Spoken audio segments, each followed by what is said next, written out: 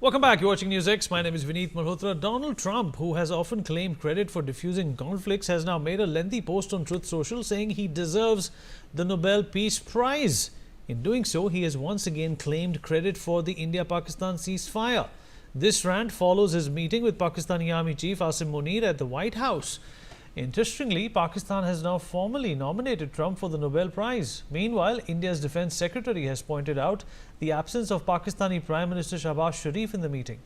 Defense Secretary Rajesh Kumar Singh has emphasized that it's a very strange thing and an embarrassment for a country where the military overshadows the civilian government. Now, Pakistani Defense Minister Khwaja Asim has given a justification admitting that the military establishment and the political government have co-ownership of the power structure in Pakistan.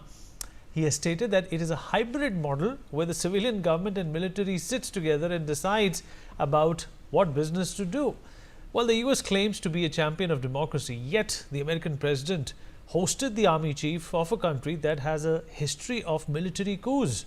Well, as Trump receives PR for a Nobel Peace Prize, we ask whether the stage is set for a coup by Asim Munir in Pakistan. Let's talk about this with our guest. Joining us on the program is Ambassador Suresh Kumar Goel, former diplomat, Major General Rajan Kochar, defense expert, also with us on the show, Mr. Sumit Peer, senior political commentator, last but by no means the least, Professor Madav Nalapat, editorial director of the Sunday Guardian, also joins us this evening to talk more about this. Professor Nalapat, I'll come to you, sir.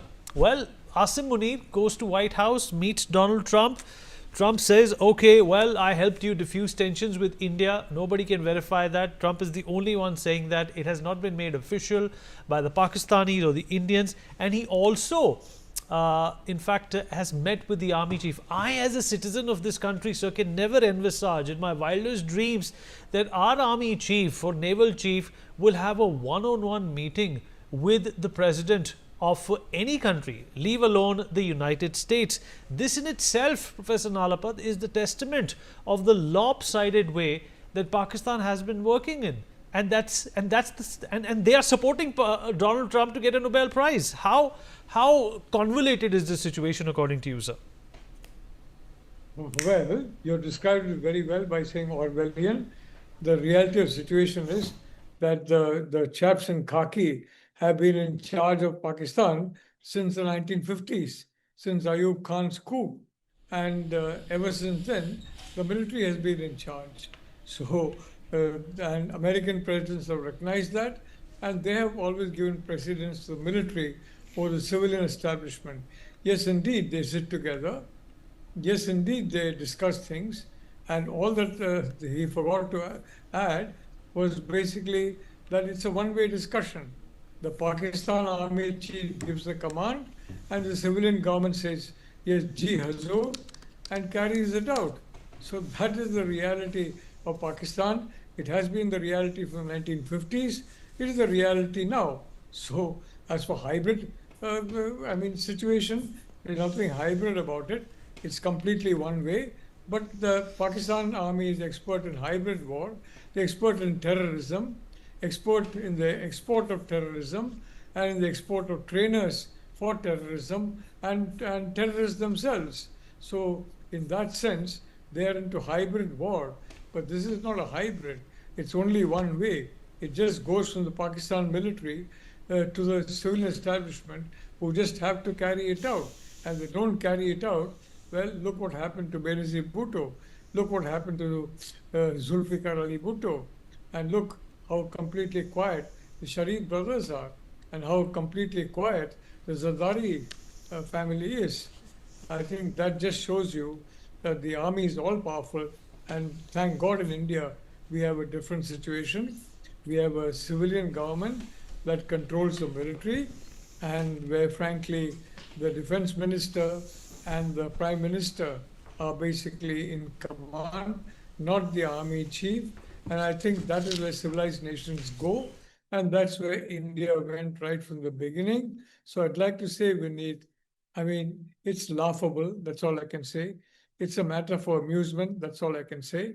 And that's the way. And then nominating Donald Trump for the Nobel Peace Prize, well, that's a small price to pay in optics. But I think the Pakistanis have had to pay a much bigger price They are now being used, my sources say, as a base against Iran.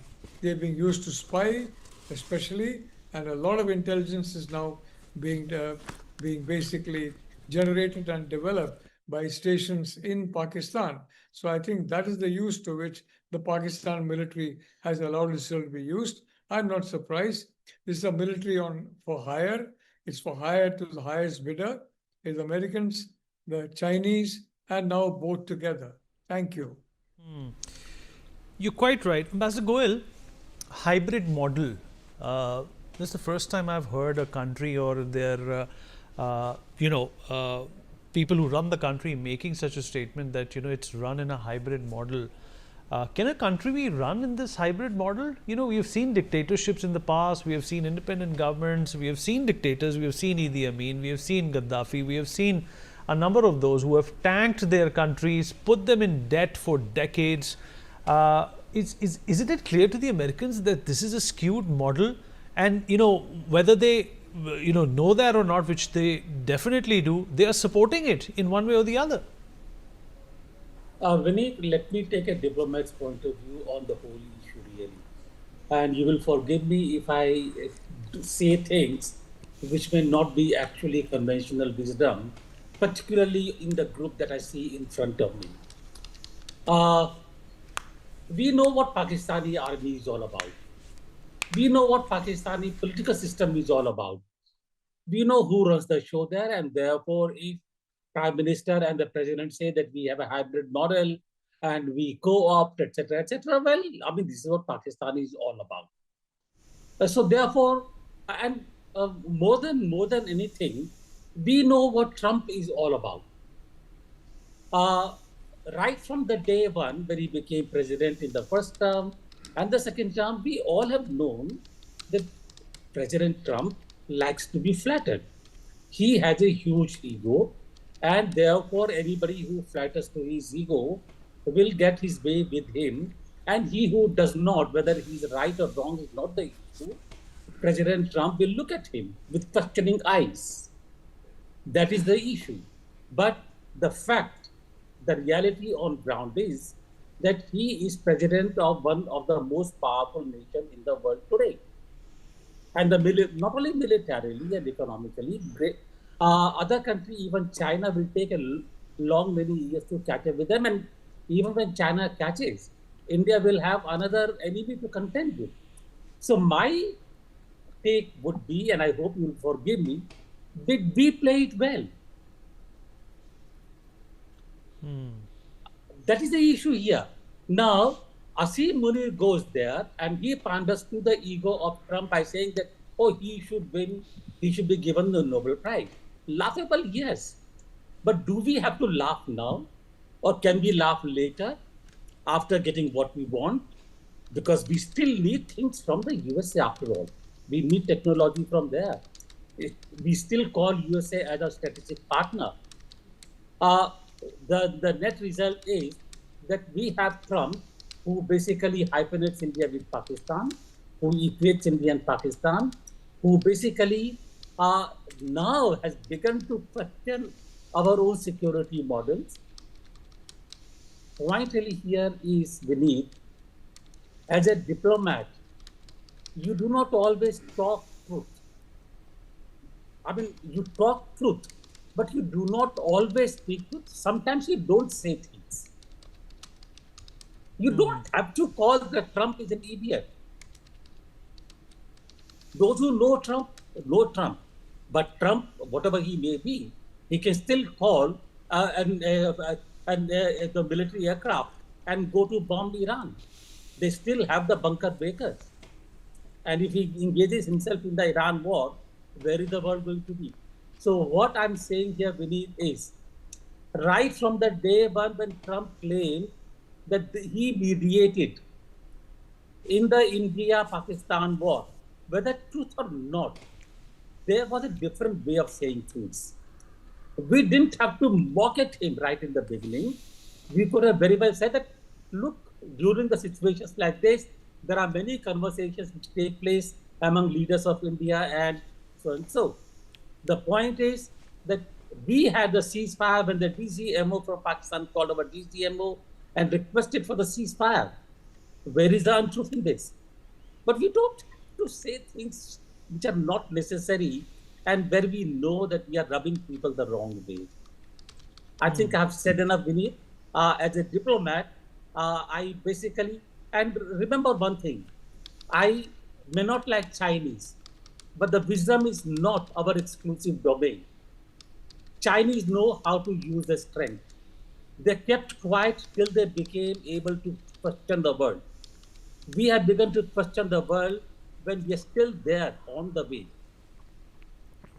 Hide your strength, bide your time. Okay. Is not totally an untruth. Okay. Sumit Peer, where do you stand in this, strained relationship that Donald Trump is trying to cultivate with Pakistan? Is he, sort of stoking more, such hybrid models to come up and praise and support Donald Trump's plea as well as his ambition to win a Nobel Prize? I know why he wants the Nobel, because Obama won it. A number of his predecessors, including Bill Clinton, won it. He does not want to be left out. Vinny, thank you very much for having me on your show. A very good question. Look, if you look at the current situation, Trump has multiple wars to fight. Trump has a very leveraged economy. Trump needs the money from the Middle East. Trump has to manage a lot of wars, and there's a Taiwan conflict which can brew any time. So what does he want? He wants American forces not to go and fight. He doesn't want body bags to come to America. He's looking for people who can die for him, who can fight for him, and who can possibly not count their dead. So in that case, Pakistan is the most ideal country in the whole world, where the army can die, where those non-state actors or jihadis can die, and nobody will even count their deaths. Pakistan is in the business of prepaid jihad. As long as you put the money in their bank, they will do the jihad for you, even if you can afford them. Forget Trump. So, and Munir, I've been telling from day one, Vinny. Remember when Munir got promoted to field marshal, I said, look, this man is dangerous, because if he becomes a field marshal, he will not retire. You cannot court martial him. So now that hypothesis has come true. Look, today, he's a de facto standard. Trump doesn't need to talk to Sharif. He doesn't need to talk to Ishaq Dar or anybody. He calls in the guy who is unelected and unelectable leader of Pakistan and decides things with him. Yes, he wants a mercenary force for Iran. He wants to use him. Yes, he will want to settle his scores with Iran. He'll need Asim Munir for that. So he called him and gave him the orders, and Asim Munir will do. And what will Asim Munir do? CDC was sanctioned by America. That time Pakistan requested him, do not sanction our army and the generals. Now, if Trump tomorrow decides to sanction army and the generals, billions of dollars of loot and plundered wealth which the generals have in America and across the West, that can be taken out in one stroke. And these generals know that. So they will literally boot polish Trump if it is required. So exactly that's what Munir did. He went there. There's another word in English. I don't want to use it on a national TV. You know what the word is. So exactly did what he was supposed to do. He will take orders. He told him, do not support Iran. Do not give intel to them. Close your border. Close your airspace. He exactly did the four things. Before that, 1 or 24 or 48 hours before that, Iranians were saying we're a part of Shura Council, give us the atom bomb. One day before that, they were saying that Pakistan has promised us if there's a calamity, if there's a push comes to shove, we'll use our atomic bomb and protect you. Now, after this meeting, when Trump had to run away from G7, did you see what did the Ishaq Dar say after this meeting? Just 4 or 8 hours after the meeting, he said, Islamic bomb is for Pakistan, it is not for the whole world. It is the deterrence of Pakistan, it is not for the whole world. I think if you look from a Trump's perspective, he managed to get one person there, give him a cup of coffee and exactly make him dance to his tunes. It is a new reality of the Pakistani world. PM doesn't matter, defense minister doesn't matter, foreign minister doesn't matter. Who matters is this rabid mullah who's dangerously insane, and he's a jihadi in all practical purposes. So you get him, you cut a deal with him and send him back. So that for Trump's purpose, it is settled. For his Iran mission, it is settled. Yes, we can say there's nothing called hybrid model, because in Pakistan, you don't have, when you have a ballot paper, you don't have half Shehbaz Sharif and half Asim Munir. You don't have half Imran Khan and half Asim Munir. You don't have half Zardari and half Asim Munir. You don't have a ballot paper like that. We all know that. So this kind of saying that we have hybrid model and all, they are trying to cover their, backside, if I may say that. is a typical Ayub Khan model. Ayub Khan became field marshal, then he became marshal. My prediction is it's a matter of time from field marshal, this guy will also become a marshal. It's a matter of time. When the time is right, he'll do it, because still there's a lot of money which can be looted and plundered from Pakistan. Yeah, it might look a mockery to us. It might look whatever we want to say, but for Americans, he's the shit cleaner. Sorry to use this word. And if you look what General Michel Correa has been testifying to the congressman clearly tells him, keep the Pakistanis happy as long as they are doing the work, as long as we don't have to go in that part of the world, as long we don't get the body bags, keep them happy. Michel Correa says, sir, I got a call from Munir. He said, I've got your guy and he's with me. Please tell the president and the secretary of state I'll be extraditing him to Pakistan. All the terrorists, all the dirty work, all the crappy stuff which Americans don't want to do, if this Mullah Munir is able to do at the peanuts, and that too when he will have casualties, he will have deaths, nobody will report them in Pakistan, nobody will even talk them about Pakistan. It is a full-fledged army on hire, and he is the cheapest private military contractor of the world. That is what I see him, military contractor with all the powers. As far as Trump is concerned, he is just, and that Nobel Prize is a cherry on the cake, just to flatter the Trump. Trump wants to be praised. Unfortunately, Trump is getting into a situation where he has not been able to stop one war. He promised a lot of wars he will stop. And on the top of that, we don't know when he will attack Iran. We don't know when he will send his B-2s to bomb Fardo with GB-57. So that is the reality of the world, what we live in today. And this man has become dangerous. Now China, Europe, everybody understands. If you have to cut a deal in Pakistan, Shehbaz Sharif, Zardari, Bhutto, nobody is relevant. Ishaq Dar doesn't matter. You have to go and talk to this man. He is the man. You cut a deal, it will help in Pakistan. The problem with the Trump, I have only one problem with this. You have legitimized a military dictator, an unelected and unelectable dictator of Pakistan. You have legitimized and giving power. It's exactly like that. When you are negotiating with Iran, you are legitimizing those mullahs who have an ambition of eliminating a civilization because they think it is a religious ethos. But American foreign policy is it's like a quarter-based foreign policy. What works from this in this quarter and what works for next quarter? That's what Americans do. So we have to now see, there's a person who is there who is a very opportunist, who is a deal maker, who is a businessman in all practical purposes, become the president. So we have to toe our line very carefully and get our pie of the cake and say goodbye. एक हिंदी में कहते हैं ना विनीत जी, प्यार व्यापार करो पर प्यार मत करो. Do the vyapar, but have a very transitional relationship. I get this, you get this, I get this, you get this. It can't be a relation what you have in Putin, but it can be a transitional relation. But having said that, I always maintain you cannot wish away America. I'm repeating the sentence again. You cannot wish away America as long as they exist. We have to learn to live with them and get our piece of cake from them and call it a day. My take on it, Vineet. You're absolutely right. This needs to be in fact studied and analyzed by Indian diplomacy as well. General Kocher, is this Donald Trump that has resulted in this fiasco when it comes to India's diplomacy towards the American, or do you think that there are also lessons to be learned by the Indian diplomacy when it comes to Donald Trump? Because no matter what he says at the face of it, he's going to go and do something exactly the opposite here. And when it comes to Pakistan, I remember Obama said something when he was the president. He said, somebody asked him, General Kocher, that what is that one thing that doesn't let you sleep? He said, Pakistan. And I think now the apple has fallen very far from the tree because Donald Trump is hosting their army chief. Vineet, yes, there is a talk of this sort of a coup happening in Pakistan. And first I'll just relate to this news of the coup and then discuss the relations between India and America and the effect of Pakistan on these relations. It is quite unlikely that there is or will be a coup in Pakistan because things the situation was in Ayub Khan's time or Musharraf's time, the situations are different today. The world geopolitics is also shaping up in a different way. What I'm getting to here is a very, very disturbing thing from Pakistan that the ISI is building up Pakistan Markazi Muslim League as an alternative in the next elections. And if you remember, this is a political party of Hafiz Saeed. and his associates.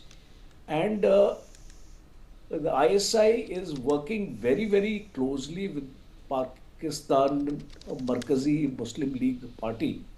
And this, if you read the newspapers also in Pakistan, the analysis also which is coming from Pakistan, uh, is something which is disturbing. And especially when you see the nuclear assets of Pakistan being placed in the hands of terrorists. The second important aspect, as you mentioned, is about the diplomacy part. You see, I feel that Trump is a transition phase as far as India and America relations are concerned. These relations are embedded in a very strong strategic partnership. There may be some kind of turbulations now, especially with the Pakistani angle coming up. And I think this lunch of Trump with Munir has been too much overplayed in the media. It's not that important an event that I see number of articles by senior journalists and generals and diplomats. Everybody is focusing on this lunch. What is important to remember here is that why is Trump doing that? The fact is there are two, three reasons. First reason is Trump recognizes where the power center in Pakistan is. If you remember, during the war, during Operation Sindoor, the US administration as well as the Vice President Vance was only talking to the military leadership. They were not talking to the political leadership, which should have been the case. Second important aspect is that if I take you back to the elections in Pakistan, at the time of elections, the plank on which Imran Khan was fighting the election was an anti-American sentiment. And by and large, the people recognized this sentiment, but at the same time, there was no reduction in the relationship between the Pakistan army and the US establishment and the US deep state. So it's a very, very strong fabric, the relationship between Pakistan army and the US establishment, and deep roots are there. If I take you back to 1979, when the United States used Pakistan in Afghanistan to oust the Russians, at that time, these young officers of the US Army were positioned in Pakistan and they were orchestrating this entire event. Today, these young officers are senior officers in the US Army. So that relationship, what you build in the army, I being from the armed forces, I can understand this. What kind of relationship you built up in the army right from your younger days, and you keep up that sort of a tempo or relationships later on, it has a very, very strong bonding. And all right, General Kocher. Yeah, right, sir. Absolutely right, sir. Unfortunately, we've run out of time, but appreciate the perspective everybody brought to the table. It's a wait and watch game. What Donald Trump does next, which country is he going to invite to endorse and support him for Nobel Prize? Is it going to be Bangladesh, Nepal or Sri Lanka? Well, we'll find out soon enough. Thank you. We'll take a short break. Be right back.